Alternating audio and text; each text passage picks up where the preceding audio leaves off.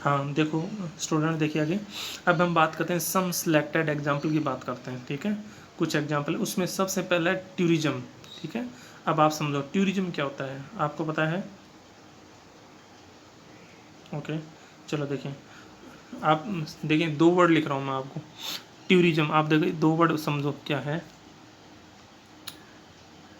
Yes, देखो क्या है, देखिए मैंने ये लिखा टूरिस्ट, ठीक है, और एक मैंने लिखा दूसरा टूरिज्म, टूरिज्म, ठीक है। अब दोनों डिफरेंस क्या देखें। टूरिस्ट होता है इंडिविजुअल पर्सन जो घूमने जाता है, समझ गए ना। जैसे आप गए एलिफेंट केवा, एलिफेंट की जो गुफाएं वहाँ पे गए, एलिफेंटा गए, तो आप टूरिस्ट हो। इंडिविजुअल जो पर्सन होता है वो टूरिस्ट होता है। वो टूरिज्म क्या होता है? टूरिज्म होता है उस टूरिज्म उस प्लेस पे जितने भी लोग इन्वॉल्व हैं, चाहे वो वहाँ पर वो कुछ सामान बेचने वाले हो सकते हैं, कुछ वहाँ पर जो आपको ट्रांसपोर्टेशन का काम कर रहे हैं वो लोग हो सकते हैं, ठीक है, कुछ खाने पिलाने वाले लोग सारे ऐसा। तो वो सारे सारे लोग उस पर्टिकुलर बिजनेस में जुड़े हुए हैं, है ना। तो उसमें इंक्लूडिंग टूरिस्ट भी इसके साथ में इंक्लूड होगा ऐसे। तो इस पूरी प्रोसेस को बोलते हैं टूरिज्म। टूरिस्ट तो इंडिविजुअल पर्सन होता है, और टूरिज्म में क्या होता है? टूरिज्म में tourist plus other service provider, जो भी लोग हैं। अब टूरिस्ट आप जैसे यहाँ पर गए, आप एलिफेंट टाइम गए या आप गोवा गए, कहीं पे गए, तो आप ऐसे जाओगे तो अकेले, तो वहाँ पर आपको भूख भी लगेगी ना, खाना पीना भी होगा ऐसे। तो उसके लिए कि आपको सर्विस प्रोवाइडर होंगे, वहाँ पर बहुत सारे लोग होंगे जो आपको सर्विस प्रोवाइड करते हैं।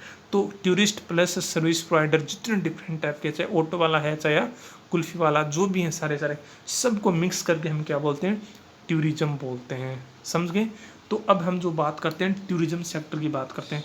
आजकल ये बड़ा काफ़ी ज़्यादा है, एडवांस हो गया है, और काफ़ी सारे लोग हैं इस सेक्टर के अंदर आ रहे हैं, या लोगों को जैसी फुर्सत मिलती है लोग इसमें आते हैं घूमने के लिए, ठीक है। तो हम इसमें देखते हैं। अब देखिए आजकल ये जो टर्सरी सेक्टर है इसके अंदर सबसे बड़ा इसी का आ रहा है, इसी का जीडीपी है लगभग। इस टर्सरी सेक्टर के अंदर अकेला एक ऐसा है जिसे 40% जीडीपी टूरिज्म से हो रहा है, और काफ़ी सारे। तो इसमें क्या होते हैं, कई सारी चीज़ें इन्वॉल्व होते हैं डिफरेंट टाइप की। अब देखिए हम बात करते हैं इसमें, जैसे अकोमोडेशन, जब लोग रहेंगे ना, तो लोग रहेंगे तो वहाँ पर वो उनको वहाँ स्टे भी करेंगे ऐसे ना, तो होटल्स की ज़रूरत पड़ती है। वो घूमेंगे तो उनको क्या भोजन की ज़रूरत पड़ेगी है। वो घूमने के लिए ट्रांसपोर्ट व्हीकल यूज़ करते हैं, वहाँ पर एंटरटेनमेंट फैसिलिटी को यूज़ करते हैं। ऐसे इसके अलावा वहाँ पर डिफरेंट टाइप की स्पेशल शॉप्स भी खोलते हैं जो टूरिस्ट के लिए, चाहे कुछ मतलब क्या बात करते हैं उनकी, कपड़ों से रिलेटेड हो सकती है, हैंडीक्राफ्ट से रिलेटेड हो सकती है, अदर चीज़ों के लिए। तो कितने सारे लोगों को वहाँ पर क्या मिलता है? काम मिलता है। अब आपने देखा होगा अभी अयोध्या में जो राम मंदिर बन रहा है ना, आप सोचिए वो टेम्पल, इन टेम्पल के साथ कितने सारे लोगों को एम्प्लॉयमेंट मिलेगा, कितने सारे लोग वहाँ दुकानें खोलेंगे, नए नए कितने होटल्स आ जाएंगे, भीड़ बढ़ जाएगी, कितने सारे वहाँ पर मेडिकल इंजीनियरिंग यूनिवर्सिटी खुल जाएगी डिफरेंट टाइप के ना, हो सकता है नया वहाँ पर एयरपोर्ट खुल जाए, इतने सारे रेलवे, कितने सारे लोगों को रोज़गार मिलेगा ऐसे ऐसे। तो ये सारे सारे लोग क्या होंगे, उस टूरिज्म के साथ में इन्वॉल्व हो जाते हैं। तो उससे काफ़ी सारे लोगों को क्या मिलता है? एम्प्लॉयमेंट मिलता है, ठीक है। अब देखिए कुछ रीजन ऐसे, अब अलग अलग एरिया होते हैं, देखें जैसे कुछ रीजन ऐसे होते हैं जहाँ पर वो सीजनल होते हैं, जैसे वेकेशन पीरियड पे डिपेंड करते हैं, वेदर कंडीशन किस टाइप की। और कई होते हैं वो हमेशा कंटिन्यू साल भर चलते रहते हैं। तो जो टेम्पल की जो बात किया ना मैंने, राम मंदिर की बात किया, या मक्का मस्जिद की हमने बात की, या पूरी की बात करते से, तो जो रिलीजियन सेंटर होते हैं वो तो क्या साल भर चलते रहते हैं। लेकिन जो और जो एरिया होते हैं ना जहाँ पे लोग घूमने जा रहे हैं, तो उनका वगैरह सीजनल होता है। जैसे हम बात करें, हमेशा उल्टा अट्रैक्शन होता है हमेशा। जो लोग हॉट एरिया में रहते हैं ना, गर्म इलाकों में रहते हैं, उनको ठंडे एरिया पसंद होते हैं, तो वो लोग कहाँ जाते हैं? वो स्नोफॉल देखने जाते हैं, कि पहाड़ी एरिया में हम जाएंगे और वहाँ पर क्या है, स्नोफॉल हो रही है, स्नोफॉल देखने जाते हैं। जैसे आपको पता है बॉम्बे वाले एरिया में लोगों कहाँ जाएंगे, वो पहाड़ों में जाएंगे कि वहाँ पर स्नोफॉल है उसको देखना हमें। पहाड़ों वाले होते हैं ठंड होते हैं, उनको ठंड ज़्यादा लगती है ना, ऐसे पहाड़ों में ठंड, तो उनको सोचते हैं कि हमें अच्छी सी जहाँ पर सनसाइन वैसे पूरा ना सूरज वाला, और रेत तो ऐसे बीच मिले ऐसे ऐसे, तो वो लोग कहाँ आते हैं? गोवा है, मुंबई है, ऐसे ऐसे जो गर्म इलाके हैं यहाँ पर आते हैं ऐसे। और यहाँ लोग कहाँ जाते हैं? बर्फ़ देखने जाते हैं। तो उल्टा होता है। तो इस प्रकार से क्या होता है, टूरिज्म पूरा पूरा चलता रहता है डिफरेंट टाइप का। इसके अलावा इस प्रकार चीज़ों में छुट्टियाँ जब होती हैं ना, जैसे आप देखना हो ये जो दिसंबर विंटर ब्रेक होता है या समर वेकेशन होता है, उसी टाइम लोग ज़्यादा बाहर टूरिज्म के लिए जाते हैं, क्योंकि उसी टाइम स्टूडेंट्स की छुट्टियाँ होती हैं। ठीक है, तो आप इसमें देख सकते हो ये tourist skiing in the snow capped mountains of Switzerland. आप देखें स्विट्जरलैंड के अंदर लोग स्कीइंग कर रहे हैं, ऐसे पूरी बर्फ़ के टीले टीले होते हैं, उसके ऊपर वो घूमते जाते हैं ऐसे डिफरेंट टाइप का। ठीक है, अब हम बात करते हैं टूरिज्म जो एरिया है ना, कौन से एरिया फेमस है टूरिस्ट के लिए, जो सबसे ज़्यादा लोग जाते हैं। तो इसमें पहला पार्ट की तो हम बात करें मेडिटेरियन कोस्ट। मेडिटेरियन जो कोस्ट है ना, ये मेडिटेरियन कोस्ट है जो आपको पता है यूरोप के नीचे, अफ्रीका के ऊपर, एशिया के वेस्ट में ये। तो मेडिटेरियन कोस्ट पूरा वो एक तो ये सबसे ज़्यादा टूरिस्ट जाते हैं। दूसरा अपने इंडिया में आते हैं, इंडिया का जो वेस्ट कोस्ट है ना, ये लास्ट में देखना वेस्ट कोस्ट ऑफ इंडिया। ये दो पार्ट ऐसे हैं जहाँ पे लोग सबसे ज़्यादा घूमने जाते हैं। कौन से? एक तो है मेडिटेरियन सी, दूसरा है इंडिया का वेस्टर्न कोस्ट। ठीक है, इन दोनों में सबसे ज़्यादा लोग घूमने आते हैं। इसका रीज़न क्या है? देखिए, मेडिटेरियन ओशियन का जो रीजन है ना, वहाँ पर क्या होता है, मॉडरेट क्लाइमेट होती है, जहाँ ज़्यादा ठंड होती है ना ज़्यादा गर्मी होती है, और पूरा यूरोप हमेशा ठंड रहती है वहाँ पे। तो उस यूरोपियन पार्ट से लोग क्या होते हैं, धूप लेने के लिए कहाँ जाते हैं, मेडिटेरियन सी कोस्ट के पास आ जाते हैं। इसके अलावा इंडिया के अंदर क्या है, इंडिया का जो वेस्टर्न घाट है, इसमें सबसे ज़्यादा ग्रीनरी है, पूरा है ना, हाई बायोडाइवर्सिटी है। तीसरी बात है, इसके अंदर सी है पूरा ना, तो उस पर बीच बहुत अच्छे मिलते हैं आपको। आप गुजरात से बात करें तो मुंबई के पास से लेकर के गोवा तक के, केरला तक के, पूरा ऐसे। तो इसलिए लोग क्या होते हैं, इस पार्ट के अंदर एक तो नेचुरल ब्यूटी इतनी ज़बरदस्त है, ठीक है, और यहाँ पर जैसे रेनी सीजन के बाद मौसम बहुत अच्छा रहता है, तो इसलिए लोग काफ़ी सारे इस पार्ट में देखने के आते हैं। ठीक है, अब आगे हम बात करते हैं कि जो टूरिज्म इंडस्ट्री है या टूरिज्म की बात करते हैं, उसको ऐसे कौन से फैक्टर हैं वो इफेक्ट करते हैं। ठीक है, मतलब कोई भी चीज़ होती है उस पर डिपेंड करती है, तो इसमें कौन से फैक्टर, तो ये इसके पॉइंट है। ये आपने देखो, इसमें पीछे हमने देखा ना, इससे बात करते हैं। देखिए टूरिज्म, तो आपको टूरिज्म को डिफाइन करना है, डिफाइन टूरिज्म क्या है, टूरिज्म क्या है उसका पहली बात ये है। उसके बाद में हम दूसरी बात करते हैं, टूरिज्म रीजन कौन से हैं, टूरिज्म के रीजन कौन से हैं, कौन कौन से एरिया टूरिज्म रीजन से, ये हमने कर दिया, मेडिटेरियन सी है और इंडिया को वेस्टर्न पार्ट हो गया। दूसरी बात, थर्ड पॉइंट हो गया factors, which type factor is responsible या to determine the factors of tourism activity. तो टूरिज्म एक्टिविटी को कौन से फैक्टर डिटरमाइन कर रहे हैं, तो इसमें देखिए पहली पॉइंट इसका बन रहा है डिमांड, मांग होनी चाहिए। ठीक है, तो लोगों की जब छुट्टियां मिलेंगी, लोगों के पास छुट्टियां होंगी, हॉलीडेज होंगी, तभी लोग क्या जाएंगे, उस घूमने जाएंगे। तो पहली बात क्या, मांग, जब डिमांड ज़्यादा होगी तब टूरिज्म है वो बढ़ेगा। अभी आपने देखा होगा JNDK के अंदर हम बात करें, जब वहाँ से 370 हटा, आर्टिकल 370, उसके बाद से मतलब वहाँ थोड़ा बैलेंस है, तो इतने ज़्यादा टूरिस्ट नहीं पहुँचे ऐसे, है ना। ठीक है, तो कहीं पर हम बात करते हैं कि जब अभी कोरोना का इफेक्ट देख रहे हैं, कोरोना की वजह से क्या हो रहा है, लोग कहीं नहीं जा पा रहे हैं, तो जितने होटल इंडस्ट्री पूरी बंद हो चुकी हैं, एक बार से एकदम से कुछ नहीं मिल रहा है, पूरा लोगों को एम्प्लॉयमेंट नहीं मिल रहा है। तो इस प्रकार की चीज़ें होती हैं ना, तो मैंने इसके लिए डिमांड की जरूरत पड़ती है, लोगों के पास में छुट्टियाँ होनी चाहिए। दूसरा, इनके पास में क्या होना चाहिए, पैसे होना चाहिए इनके पास में। यदि पैसे नहीं होंगे तो लोग कहीं घूमने नहीं जा सकते। तो दो चीज़ें एकदम, पहली मांग, डिमांड चाहिए वहाँ पर जाने के लिए, दूसरा इनके पास में इनकी स्टैंडर्ड लाइफ के लिए पैसों की ज़रूरत पड़ती है। इसके लिए हम बात करते हैं ट्रांसपोर्ट होना चाहिए, अच्छा ट्रांसपोर्ट। अब मान लीजिए आपको बोल दिया कि भैया यहाँ से जो अरेबियन सी है, मुंबई से अरेबियन सी यदि 5 किलोमीटर आगे वेस्ट की ओर जाएँ, तो आप बहुत ही सुंदर सा एक आइलैंड है, ज़बरदस्त है, इतना ग्रीनरी, इतना देखते रह जाओ, ज़बरदस्त है ऐसे, लेकिन जाने के लिए भी कुछ नहीं है, तो आप नहीं जा सकते। तो मेन है वहाँ तक जाने के लिए यदि ट्रांसपोर्ट के मीन्स होंगे, चाहे वो स्टीमर हो सकते हैं, चाहे बोट हो सकता है, सबमरीन, कुछ भी हो, या प्लेन, जो भी जाने के लिए हो ना, तो लोग जाएंगे। तो इसलिए क्या होता है, जो भी एरिया एक्सेसिबल होने चाहिए, जहाँ पर जाने के लिए हमारे पास अच्छे ट्रांसपोर्ट मीन्स होंगे, तो लोग वहाँ जाएंगे। तो दूसरा फैक्ट पॉइंट अपना होगा ट्रांसपोर्ट हो गया। ठीक है, अब बात करते हैं कि टूरिस्ट होते हैं ना, उनका अट्रैक्शन क्या होता है, ये पॉइंट इसमें इंक्लूड ही कर सकते हैं सारे। आप पीछे वाले पॉइंट है ना, फैक्टर्स अफेक्टिंग टूरिज्म, इसमें डिमांड, ट्रांसपोर्ट है, और उसके बाद हम बात करते हैं ये क्लाइमेट, ये कंटिन्यू वही हम कर सकते हैं, अदरवाइज आप अलग से लिखना चाहो लिख सकते हो। टूरिस्ट अट्रैक्ट किस से होते हैं, तो सबसे पहले होता है क्लाइमेट से होते हैं। लोग क्लाइमेट से किस प्रकार से, जो लोग कोल्ड एरिया में रहते हैं वो वार्म एरिया उसको पसंद करते हैं। ठीक है, नॉर्मली बात है, और जो वार्म एरिया वाले कोल्ड एरिया को प्रीफर करते हैं। तो इस प्रकार से वो लोग क्या करते हैं, अलग अलग एरिया में एक्सचेंज करते रहते हैं। तो क्लाइमेटिक एरिया पहला पॉइंट है, क्लाइमेट है। दूसरी हम बात करते हैं लैंडस्केप। लोग अलग अलग ब्यूटी लैंडस्केप देखने जाते हैं। जैसे हम बात करें कि पहाड़ों में जो लोग जाते हैं ना, तो पहाड़ों में किस लिए जाते हैं?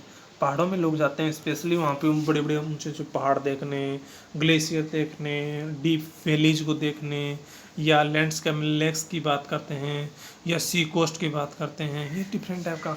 तो ऐसी जो नेचुरल चीज़ें देखना बहुत अच्छा लगता है, तो उसको देखने के लिए लोग जाते हैं। इसके अलावा एक फैक्टर होता है हिस्ट्री एंड आर्ट। कोई भी एरिया होता है ना, उसकी अपनी पुरानी कोई हिस्ट्री जुड़ी होती है। जैसे हम कोई आप जा रहे हो कि कुरुक्षेत्र आ गए, कुरुक्षेत्र क्यों गए? तो कुरुक्षेत्र में महाभारत का युद्ध हुआ था कि अरे हाँ यहाँ हल्दी घाटी करी, ये तो महाराणा प्रताप की लैंड है पूरी, यहाँ पर इस प्रकार युद्ध हुआ था। ओके, तो हर चीज़ की अपनी हिस्ट्री, तो उससे लोग, आप जैसे हिस्ट्री में पढ़ा आपने ये मेसोपोटामिया, आपने धोलावीरा, लोथल, है ना, इसके अलावा आपने ये क्या पढ़े हैं, ये हड़प्पा, है ना, मोहनजोदड़ो, ये डिफरेंट टाइप के ऐसे से साइट्स को तो लोग देख नहीं जाते हैं ऐसे से, क्योंकि वो पुरानी चीज़ें होती हैं जो अपने पुराने टाइम के साथ अटैच होते हैं। इसके अलावा आर्ट, कला, अलग अलग एरिया की कला, जैसे जो ट्राइबल एरिया होते हैं उनकी अपनी खुद की हैंडीक्राफ्ट, अपनी एक अलग स्टाइल की उनके पास आर्ट होती है, तो उसको देखने के लोग टूरिस्ट जाते हैं। कल्चर और इकोनॉमी की बात करते हैं। कल्चर, अलग अलग एरिया की कल्चर डिफरेंट टाइप की होती है, तो लोग उस कल्चर को देखने के लिए उनके लिए अट्रैक्शन होता है। ठीक है, काफ़ी सारे ट्राइबल एरिया होते हैं, उनके कल्चर आप देखोगे तो एकदम से कम्प्लीटली अलग से मिलेगी।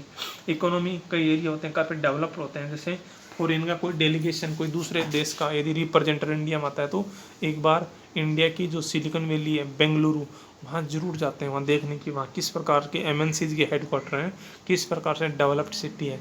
तो जैसे अलग अलग सिटीज़ की अलग अलग कंट्री डेवलप होगा, तो वहाँ पर लोग उसकी जो रिचनेस है उसको देखने भी लोग वहाँ पर जाते हैं। तो फैक्टर डिपेंड करता है इकोनॉमी की करता है। ठीक है, इसके अलावा ये कल्चर से रिलेटेड है। होम स्टे जैसे कई जगह बने हुए हैं, आपको पता होगा गोवा के अंदर हैं, गोवा में हेरिटेज हैं। इसके अलावा ये मेडिक्रे हैं, कुर्ग कर्नाटका में बना है। आप यदि कश्मीर में जाते हो ना, तो वहाँ पर डल लेक है, वहाँ पे शिकारे चलते हैं, तो बोट हाउस है एकदम से।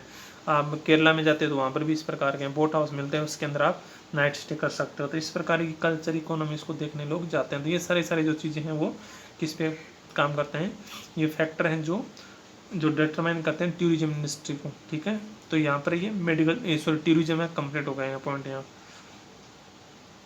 आगे हम बात करते हैं मेडिकल टूरिज्म। देखिए, मेडिकल सर्विसेज और ओवरसीज पेशेंट ऑफ इंडिया, देखिए हम बात करते हैं। अब सिंपल सा सबसे आपको समझना कि मेडिकल टूरिज्म क्या होता है, किसको बोलते हैं। देखिए, बहुत सारे जो लोग होते हैं ना, एक कॉमन सा फेनोमेना यहाँ पर इंडिया में जो ज़्यादा लोग होंगे, सॉरी ज़्यादा रिच मैन होंगे, जैसे मान लिया अमिताभ बच्चन है, ठीक है, सलमान खान की बात करते हैं, हम अक्षय कुमार की बात करते हैं, और कोई बड़ा भी ज़्यादा कोई ये नहीं, और भी आप खुद हो सकते हो ना जिनके पास ज़्यादा पैसे होते हैं। ठीक है, आपको इंक्लूड नहीं करेंगे क्योंकि बीमार करना ना, तो आपको क्यों करें। तो जो ऐसे बड़े लोग होते हैं जो बीमार होते हैं, तो कहाँ जाते हैं ट्रीटमेंट कराने, ये USA जाते हैं या और किसी कंट्री में जाते हैं। आपको देखा युवराज सिंह को स्टार्टिंग की कैंसर का कुछ सिम्टम्स पता चला तो USA से ट्रीटमेंट करवाया था। ठीक है, तो ऐसे लोग कहाँ जाते हैं, अमेरिका जाते हैं, जिनके पास ज़्यादा पैसे होते हैं। अब अमेरिका में जो बेचारे गरीब लोग हैं, ये थोड़ी कि अमेरिका में सारे धनवान हैं, बिल गेट्स थोड़ी हैं सारे, काफ़ी सारे वहाँ गरीब भी हैं। तो वो क्या करते हैं, वो लोग जो गरीब होते हैं वहाँ के, तो वो लोग इंडिया में ट्रीटमेंट करवाने आते हैं। अब आप सोचिए ऐसे कैसे, अपने इंडिया में जिसका 5,000 रुपये में ट्रीटमेंट होता है, उसका अमेरिका में 1 लाख रुपये लगता है। समझ गए ना ऐसे। तो अमेरिका वाला जब इंडिया में ट्रीटमेंट करवाने आता है, तो उसके काफ़ी सारे पैसे बच जाते हैं ऐसे। तो जिनकी लो इनकम होती है, वो लोग क्या होते हैं, इंडिया में आते हैं ट्रीटमेंट करवाने। समझे। और इंडिया वाले जो डॉक्टर्स हैं, हॉस्पिटल्स हैं, और अदर जो होटल्स वाले हैं, सबको क्या होता है, एम्प्लॉयमेंट मिल जाता है। तो आपस में इस प्रकार का एक्सचेंज चलता रहता है पूरा।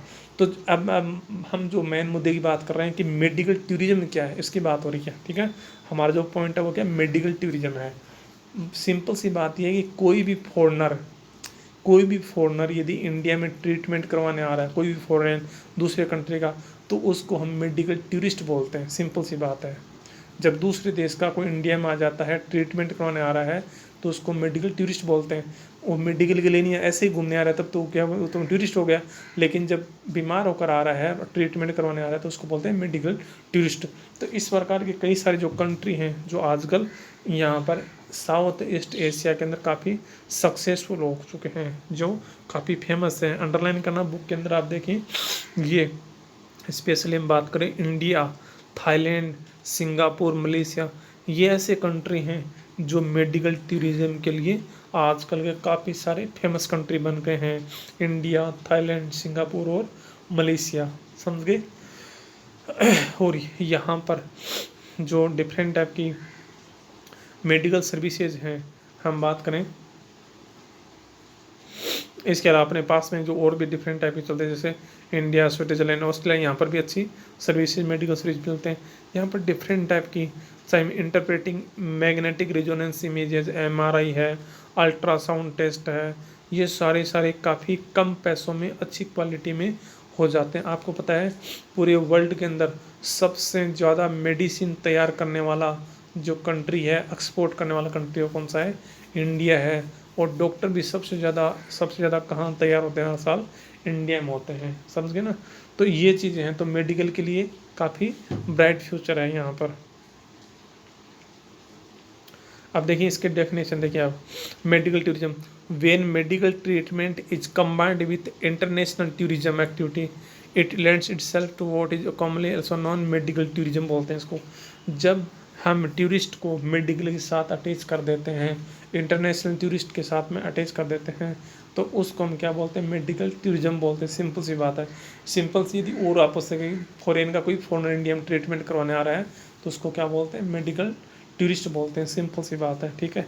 अब एक क्वेश्चन आपसे, आप बताओ मुझे, सोचो कि इंडिया के अंदर जब बाहर से लोग मेडिकल सर्विस के लिए आ रहे हैं, मतलब अपना इलाज करवाने आ रहे हैं, तो इंडिया को क्या बेनिफिट होता है?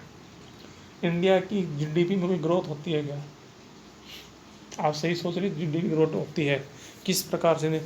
बाहर से जब लोग आएंगे ना, तो किन किन को फ़ायदा होगा? देखिए आपका होगा, डॉक्टर को होगा, हॉस्पिटल को होगा, और भी कई सारे लोगों को। जैसे मान लीजिए कोई बॉम्बे में इलाज करवाने आ रहा है, ठीक है, USA से आ रहा है, तो USA से आया तो सबसे पहले फ़ायदा किसको? फ्लाइट को होगा। जो फ्लाइट ऑपरेट कर रहे हैं ना, उनको होगा, उसकी टिकट खरीदेगा। उसके बाद जहाँ पर जो कौन सा छत्रपति शिवाजी टर्मिनल है, यहाँ पर उतरा, वहाँ से उतरने के बाद सांता क्रूज से वो हॉस्पिटल आएगा, ऑटो की सर्विस लेगा, ऑटो वाले को पैसे मिलेंगे। उसके बाद वो हॉस्पिटल जाएगा, तो हॉस्पिटल में डॉक्टर रिसेप्शन पे पैसे लेगा, उसका ऑपरेशन करेगा, उसका पैसे लेगा। अब बाहर से जो पेशेंट आ रहा, अकेला तो आएगा नहीं, साथ में क्या उसके कुछ नियर डियर भी लोग आएंगे ना, तो उनको हॉस्पिटल में रहने नहीं देंगे, तो बाहर क्या होटल में ठहरेंगे, होटल में, ठीक है। तो अकोमोडेशन के पैसे लगेंगे, वो पैसे देंगे होटल वाले को, फिर उनको यहाँ रहेंगे तो भूख भी लगेगी ना, तो क्या खाना भी खाएं, खाने वालों को पैसे देंगे। अब जब इंडिया में आए गए हैं तो क्या सोचेंगे, चलो मेडिकल ठीक हो, साथ साथ थोड़ा इंडिया में घूम भी लेते हैं, तो आसपास के एरिया को भी देखें, तो उनको इनकम होगी। फिर वो क्या करें, कुछ सोचेंगे यहाँ से इंडिया से कुछ चीज़ों को खरीद लेते हैं, तो कुछ सामान भी यहाँ की जो लोकल चीज़ें उसको भी खरीदते हैं। तो कितने सारे लोगों को पैसे बांटते हैं, एयर सर्विस वाले को, फिर ऑटो वाले को, टैक्सी वाले को, होटल वाले को, खाने पीने वाले को, डॉक्टर को, फिर बाहर जो मेडिसिन देते हैं उसको, है ना, डिफरेंट टाइप कैसे। तो सारे पैसा अपने इंडिया में तो आएगा, तो इंडिया की ग्रोथ अपने आप उसकी GDP बढ़ेगी, ठीक है। तो मेडिकल टूरिज्म से काफ़ी सारे बेनिफिट हैं। ओके, नेक्स्ट हम बात करते हैं आगे, क्वाटनरी एक्टिविटीज़ की बात कर रहे हैं, ठीक है, जो नेक्स्ट वीडियो में बात करेंगे।